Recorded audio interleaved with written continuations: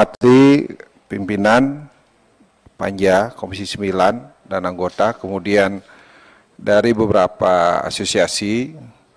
Pertama adalah saya ucapkan terima kasih dan apresiasi kepada semua pengurus asosiasi, terutama dari tenaga nakes non-ASN yang telah memberikan data yang cukup bagus, yang tentunya nanti ini sebagai dasar kami dalam hal memperjuangkan apa yang menjadi aspirasi dari ini. Aspirasi ini menjadi hal yang cukup lama sebenarnya disampaikan oleh asosiasi, tapi sampai saat ini belum kelar, kan begitu. Memang sebelumnya tahun 2017-18 pernah itu pengangkatan tenaga bidan waktu itu.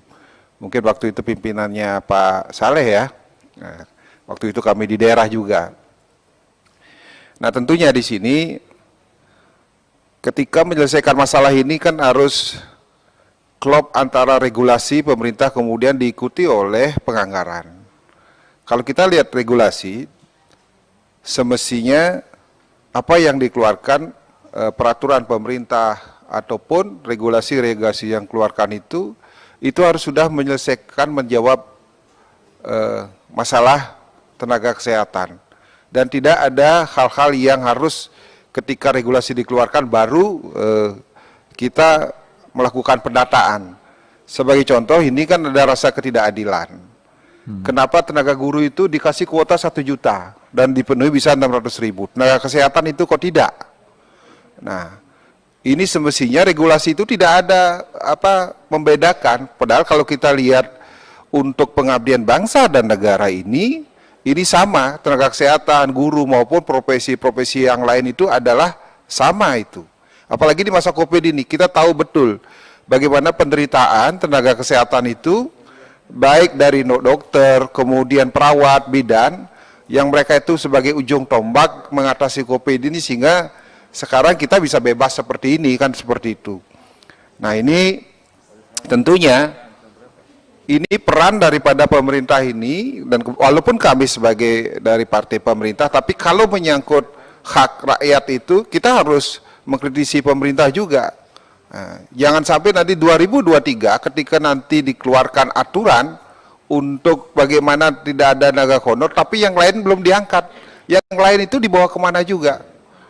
Kemudian dari segi penganggaran, pemerintah daerah sekarang kan dibatasi dengan seperti tadi disampaikan, dengan belanja pegawai itu tidak boleh dari 30%. Kalau lebih dari 30% itu diberikan sanksi pengurangan DAU dan sebagainya.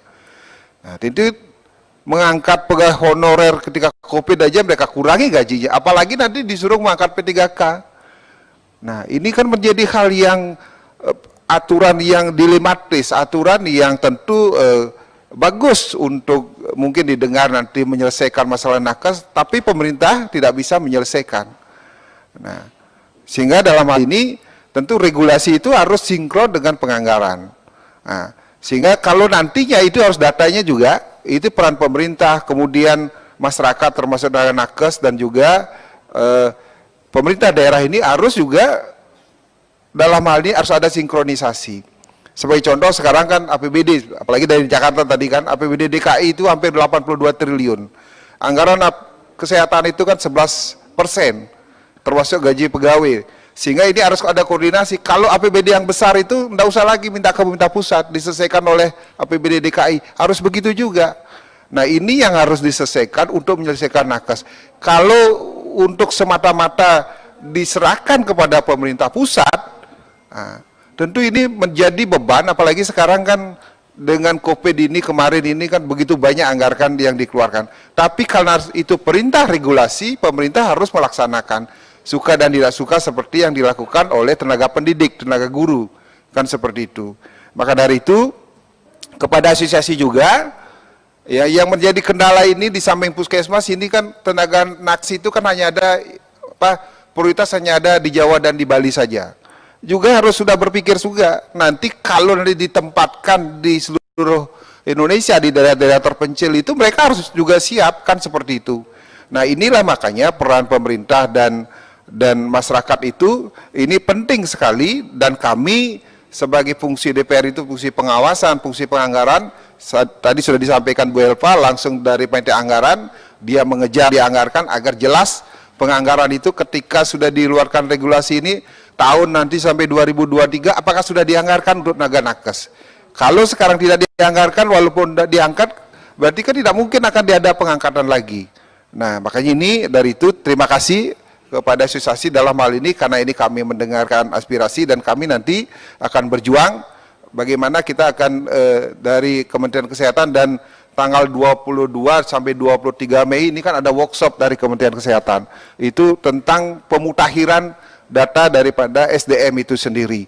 Sehingga nantinya jangan sampai nanti ini data-data ini banyak bolong-bolong. Apakah 23 sampai 25 ini sudah dianggap final? Nah, kami yakin itu belum final, karena seperti tadi, apa yang disampaikan tadi, ternyata data-data yang masuk itu banyak tidak bisa diakses, kan seperti itu, banyak yang kurang validasi, kan seperti itu. Makanya sekali lagi terima kasih, kami dari Panja berusaha semaksimal mungkin agar apa yang menjadi aspirasi teman-teman dari asosiasi ini nanti bisa diselesaikan. Terima kasih pimpinan. Terima kasih Pak Ketut.